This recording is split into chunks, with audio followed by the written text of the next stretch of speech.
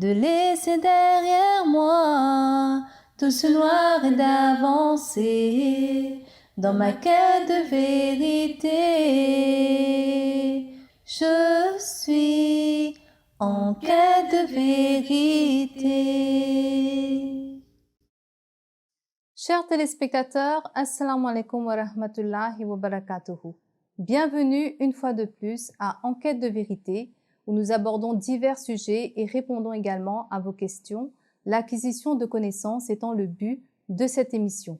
Ainsi, nous vous invitons à envoyer vos questions et les sujets sur lesquels vous désirez en savoir plus, que ce soit en matière séculière ou religieuse, via courriel ou Twitter, tout en précisant le titre de l'émission. Dans l'épisode d'aujourd'hui, nous allons traiter différentes questions en rapport avec le thème de la salade. Et pour ce faire, j'ai le plaisir d'accueillir sur le plateau Nadia Julfou. Assalamu alaikum wa rahmatullahi wa barakatuhu. Wa alaikum salam wa rahmatullahi wa barakatuhu. Nous avons également le plaisir d'avoir avec nous Misbah Banou. Assalamu alaikum wa rahmatullahi wa barakatuhu.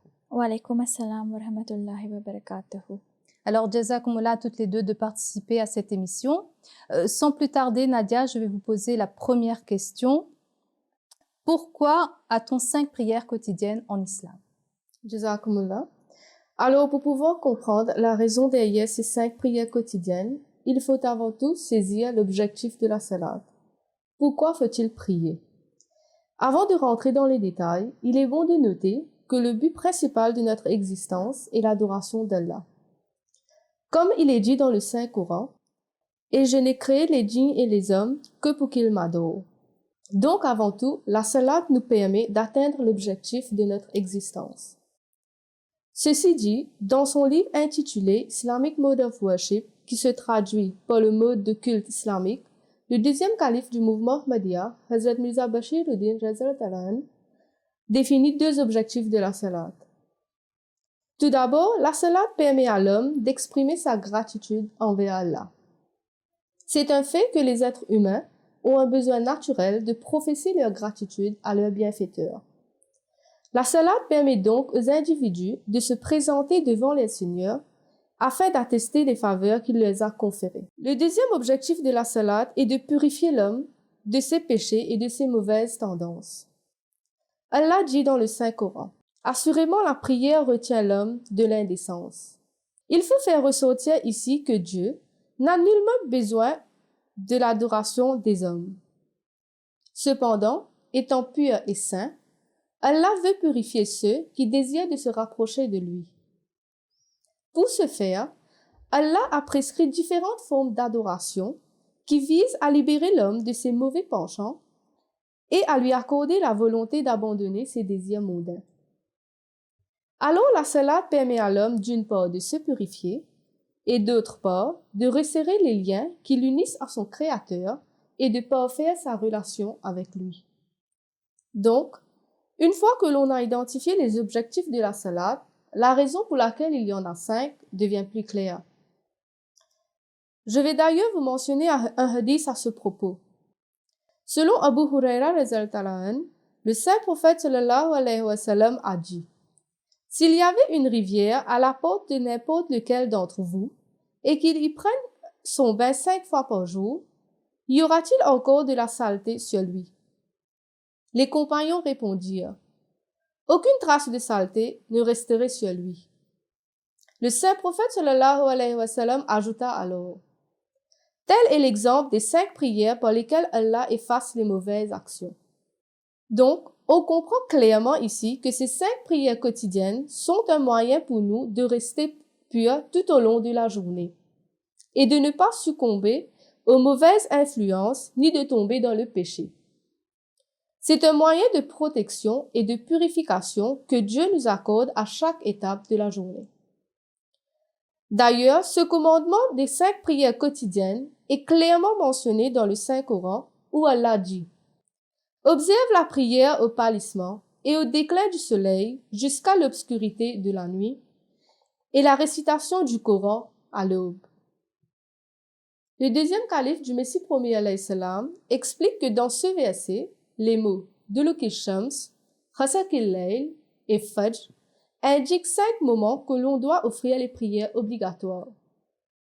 Ainsi, on peut dire que ces 5 prières quotidiennes sont surtout une grande faveur divine que Dieu nous accorde dans sa grâce afin de nous rapprocher de lui et d'accomplir de la meilleure façon le but de notre existence, à savoir l'adoration de Dieu, comme je l'ai dit plus tôt.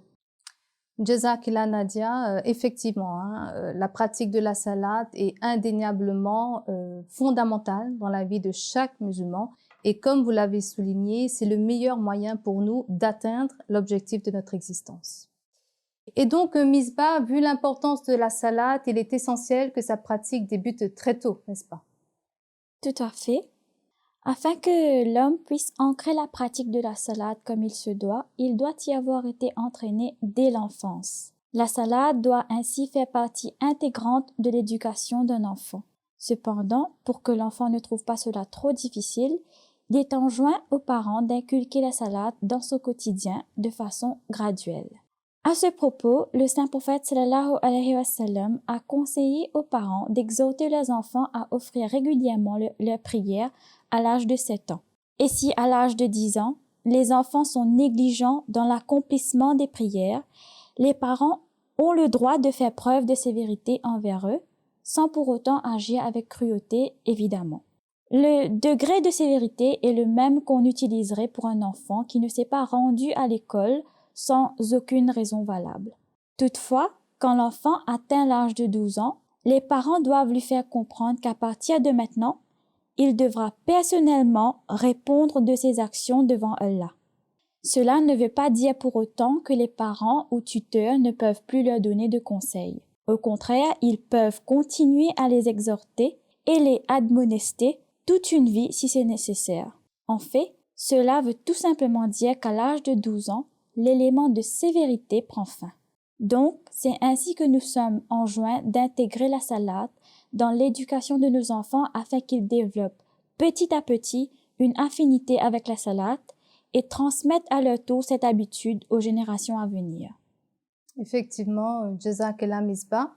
Ainsi, nous avons vu que les parents ont la très grande responsabilité de préparer leurs enfants et de les faire prendre conscience qu'il est essentiel d'offrir régulièrement la salade. Et afin que l'on puisse accomplir cette tâche convenablement, les parents doivent aussi rechercher l'aide divine sans laquelle rien n'est possible. Nous allons à présent passer à un reportage concernant les postures de la salade. Pourquoi la prière islamique comporte-t-elle différentes postures, contrairement aux autres religions? Je vous invite à découvrir la réponse en images.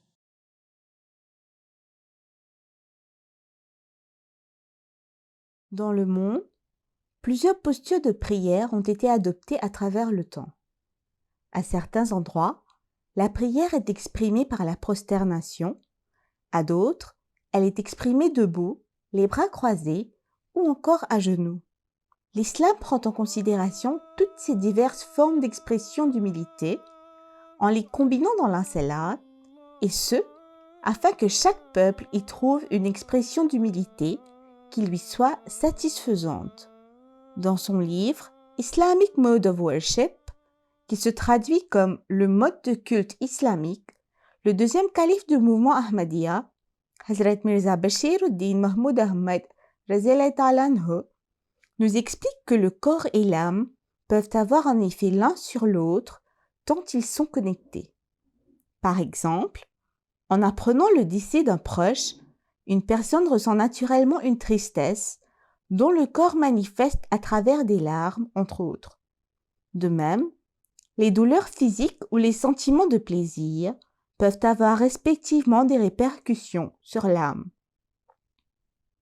Ainsi, afin d'arriver à porter toute son attention vers Dieu pendant la salade, un des moyens préconisés est de se mettre dans une posture qui reflète l'humilité, de sorte que l'âme puisse ressentir de la tristesse et de la modestie. Cela permet au serviteur de se focaliser avec ferveur sur Allah le Tout-Puissant. Les postures de la salade peuvent aussi se montrer bénéfiques pour notre santé.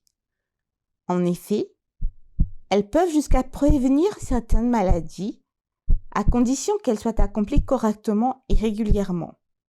Le saint prophète sallallahu alayhi wa sallam a même dit « Inna fis salati shifa'a » En vérité, il y a la guérison dans la salade.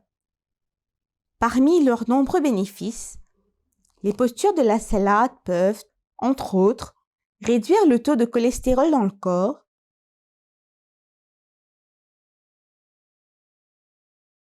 aider à la digestion et activer la circulation sanguine vers certaines parties du corps, notamment le cerveau et le torse.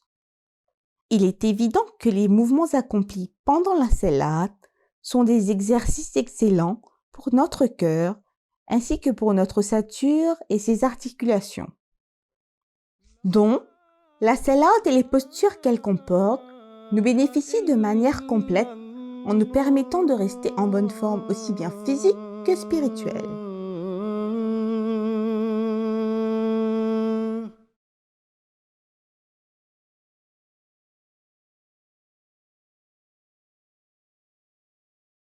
Alors, avant de continuer, chers téléspectateurs, je vous rappelle que vous pouvez nous contacter via courriel ou Twitter afin de nous envoyer vos questions ou vos sujets d'intérêt, que ce soit en matière religieuse ou séculière. Donc, dans ce reportage, on a pu voir qu'il existe une réelle sagesse derrière les postures que comporte la salade. Cependant, elle ne se résume pas à de simples mouvements, comme on l'a vu, et donc elle doit être effectuée correctement afin que l'on puisse en tirer de réels bénéfices. Elle doit être dotée de supplications, de prières adressées avec ferveur envers Allah, notre Créateur. Malheureusement, il arrive parfois que nous soyons distraits par un son ou par une pensée qui nous vient subitement à l'esprit. Alors, Nadia, comment peut-on éviter ces distractions et rester concentré jusqu'au bout? Oui, il est vrai que maintenir la concentration dans la salade n'est pas une chose facile. Cependant, si on porte réellement attention à chaque aspect de la salade et à la manière dont on est recommandé de l'observer, on verra que la salade en elle-même comporte déjà les éléments qui nous permettront d'améliorer notre concentration. Dans son livre Dhikr Ilahi, qui signifie le souvenir de Dieu, Hazrat Muslim Maud nous éclaire à ce sujet en nous donnant certaines règles et techniques, tout en précisant que ces dernières ne seront vraiment bénéfiques que si l'on croit réellement en leur efficacité. Tout d'abord, selon lui, les ablutions avant les prières sont déjà un moyen pour nous de nous éloigner des pensées mondaines, car elles ont pour but de purifier les portes principales par lesquelles sont exprimées nos pensées, à savoir la bouche, les mains, les bras et les pieds. En lavant ces parties du corps avec de l'eau, la chaîne des pensées mondaines est brisée, éloignant par la même occasion les pensées impures pour les remplacer par la sérénité et le calme. Deuxièmement, prier à la mosquée est aussi un moyen de maintenir la concentration dans la salade. En gardant bien à l'esprit que la mosquée est la maison de Dieu, réservée à son adoration, tout adorateur qui s'y tient y ressentira la présence de Dieu et automatiquement contrôlera ses pensées et se concentrera sur la prière. Oui, tout à fait. Et c'est pour cette raison aussi que le saint prophète sallallahu alayhi wa sallam a conseillé aux musulmans de réserver dans leur maison un endroit spécifique pour l'observance de la prière, de sorte qu'en y accomplissant la salade, on puisse se souvenir que cet endroit-là n'est réservé qu'à l'adoration de Dieu et pas pour autre chose. Oui, exactement. En troisième lieu, nous avons également la Qibla pour nous aider à nous améliorer notre salade. En effet, quand on se tourne vers la Kaaba, qui se trouve à la Mecque, pour la prière, il est important de garder en tête que c'est à cet endroit-là, à savoir à la Mecque, que Hazrat Ibrahim alayhi salam et Hazrat Ismaïl alayhi salam ont effectué de grands sacrifices pour l'amour d'Allah. Et en retour, Dieu les a comblés de faveurs, notamment en envoyant le plus grand des prophètes parmi leurs descendants en la personne de Hazrat Muhammad sallallahu alayhi wa sallam. Et en réalisant cette grande faveur divine, on ne peut que se montrer reconnaissant et repousser toute pensée inutile. Et pour finir, nous devons surtout porter notre attention sur les prières que nous récitons durant la salade et qui sont en elles-mêmes un moyen de nous concentrer. D'où l'importance de connaître la traduction si on ne connaît pas l'arabe. À noter qu'au début de chaque salade, la personne doit avoir l'intention de prier. Lorsqu'on se tient debout pour la prière, on doit prendre conscience que l'on s'apprête à se présenter devant Dieu et par conséquent, notre cœur ressent de l'humilité, ce qui permet une meilleure concentration. Ensuite, il y a d'autres prières qui sont récitées dans la salade. Elles évoquent pour la plupart les attributs d'Allah de façon répétitive, rappelant à l'ordre nos pensées si elles s'égarent. Avec ces prières, nous sommes constamment rappelés que nous nous tenons en présence de l'être suprême, le plus grand de tous les rois, et que son statut commande notre respect et notre attention absolue. Tout à fait, Jazakillah Nadia. Et donc, peut-être, Misbah, voudriez-vous rajouter quelque chose ici? Oui, effectivement, Jazakumullah. J'aimerais ajouter que notre calife actuel, Hazrat Mirza Masroor Ahmad Ayadahullah Ta'ala bin Nasr al-Aziz, nous conseille également de porter une attention particulière en lisant la sourate Al-Fatiha, notamment le 5e verset, Iyyaka na'budu wa iyyaka nasta'in, dont la traduction est « C'est toi seul que nous adorons et c'est de toi seul que nous implorons le secours ». C'est un verset qu'il nous conseille de répéter plusieurs fois, ce qui retiendra notre attention pendant un certain temps. Puis, en arrivant à la prosternation, afin d'éviter que nos pensées s'égarent, nous prions dans notre langue pour nous-mêmes ou nos besoins, entre autres, ce qui permet de raviver notre intérêt et notre concentration. Le calife nous rappelle aussi les dires du Messie premier salam, où il nous exhorte de répéter plusieurs fois les paroles des prières prescrites là où notre attention a été déviée, afin de remettre nos pensées sur la voie de l'adoration d'Allah. Eh bien, Jazakumullah à toutes les deux pour toutes ces astuces et techniques qui nous permettront assurément d'améliorer notre salade et de rester concentrés, Inch'Allah. Notre prochaine question, Misbah, portera sur la prière en congrégation et plus particulièrement sur le droit de la femme de la diriger. C'est une question qui revient assez souvent, alors si vous pouviez nous éclairer là-dessus. La femme a-t-elle le droit de diriger une prière en congrégation ? Oui, elle en a parfaitement le droit, à condition qu'il n'y ait que des femmes et des enfants. En revanche, une femme ne peut pas diriger la prière d'une congrégation qui comporte des hommes, et ce, pour des raisons évidentes. Nous savons que la salade comporte différentes postures, comme on l'a vu, et donc, par respect pour la chasteté et l'honneur de la femme, il lui est enjointe de ne pas se mettre debout devant les hommes pour la prière. Les hommes, de par leur nature, seront facilement distraits par la présence d'une femme devant eux, et ils ne pourront pas effectuer leur salade comme il faut. Par contre, la femme en général n'est nullement dérangée par la présence d'un homme devant elle. À savoir, si un homme se tient devant elle pour la prière, cela ne lui empêchera pas pour autant de se concentrer dans l'adoration de Dieu. C'est la raison pour laquelle aussi que les rangées des femmes sont toujours derrière celles des hommes lors des prières quand ils doivent l'effectuer dans une même salle.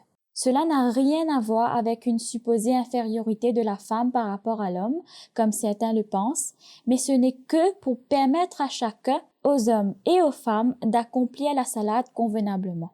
Car de cette façon, d'une part, les femmes ne sont nullement incommodées par la présence des hommes derrière elles et sont libres dans leur mouvement, et d'autre part, les hommes peuvent maintenir leur concentration sur Dieu durant la salade. À noter qu'il reste préférable néanmoins d'avoir une zone séparée réservée aux dames pour la prière. Jazakallah Misbah pour cette réponse un peu plus claire. Nous allons maintenant passer à notre dernière question qui concerne les prières accomplies par le voyageur. Regardons. Assalamu alaikum wa rahmatullah. Ma question est, puisque nous vivons dans une petite île, dans quelles circonstances peut-on accomplir la prière du voyageur? C'est une très bonne question, Jazakillah. Nadia, peut-être avant d'y répondre, pouvez-vous nous expliquer en quoi consiste la prière du voyageur?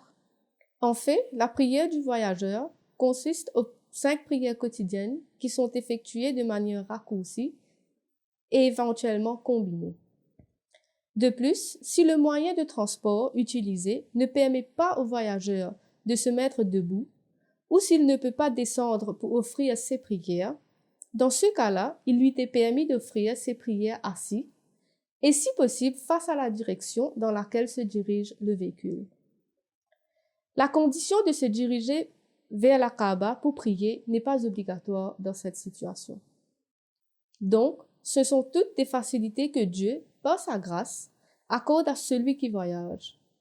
À noter qu'une fois arrivé à la destination, si le voyageur séjourne dans cet endroit pendant moins que de 15 jours, il faut continuer à effectuer la prière du voyageur, sinon, il doit observer ses 5 prières quotidiennes normalement.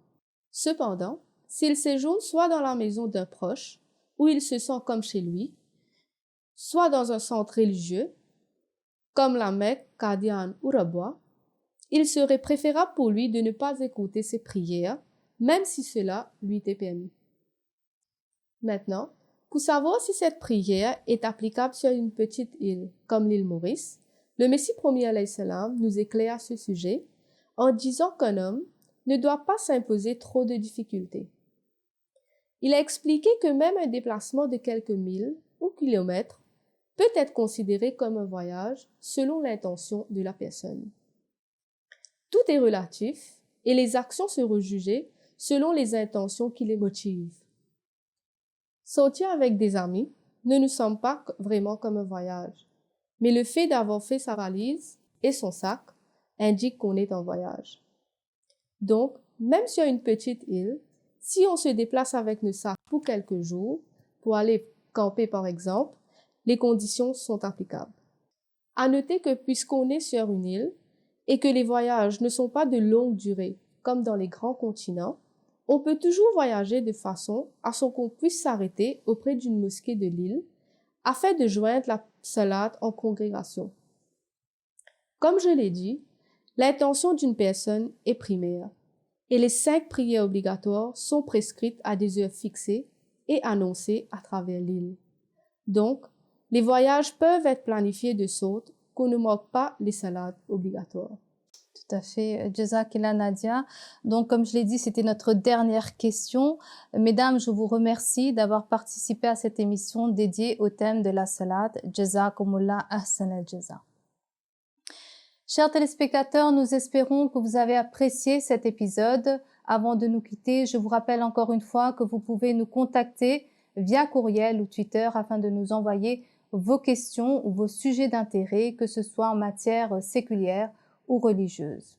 Sur ce, je vous dis Jazakumullah pour votre attention. D'ici à la prochaine fois, Assalamu alaikum wa rahmatullahi wa barakatuhu.